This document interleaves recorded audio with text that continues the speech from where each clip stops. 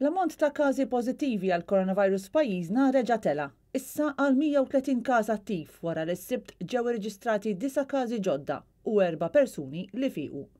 B'hekk fl-aħħar jiem komplet ix-xejra ta' żieda fil-każi tant li t-total tal-każi fil-ġimgħa li għaddiet kien ta' 68. L-ogħla ċifra mit-tieni ġimgħa ta' April l-hawn. Min-naħa l-oħra l-unika ġurnata fl-aħħar 8 jiem li kellna każ wieħed biss kien il-ġimgħa. Id-dettalji ta' 9 każi li żviluppaw fl-aħħar sigħat għadhom mhux magħrufa kif is-sibt mhux issir il-konferenza mis-Superintendent tas-Saħħa Pubblika għaldaqstant mhux magħrufa l-etajiet jew il-kundizzjonijiet tas-saħħa tal-persuni li riżultaw pożittivi. Mhux magħruf lanqas jekk fost il-każi hemmx persuni li jaħdmu fil-qasam tas-saħħa minkejja li kmien is-sibt filgħodu sar magħruf li wieħed miċ-ċentri tal-iswabbing kellu jingħalaq għal xi ħin biex ikun iddiżinfettat. Dan wara li wieħed mill-ħaddiema taċ-ċentru kien irriżulta pożittiv għal COVID-19.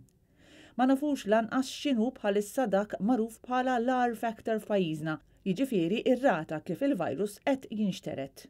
Madankollu waqt l-edizzjoni tal-ħamis tal-programm Let Live, il-virologu Chris Barbara qal li l-R factor kien ta' 1.3.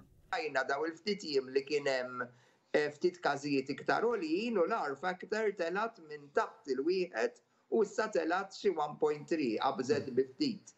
Dan ifisser li issa l-R factor reġa' qiegħed fl-istess livelli li kien jinsab fih aktar minn xahar ilu.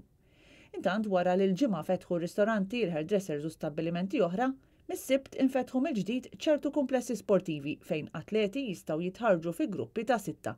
Dawn il-komplessi kienu ilhom magħluqin xarejn. Għalissa mhux se jkunu permessi avvenimenti fil-faċilitajiet li huma fil-magħluq. Kompetizzjonijiet fil-magħluq lanqas ma huma permessi.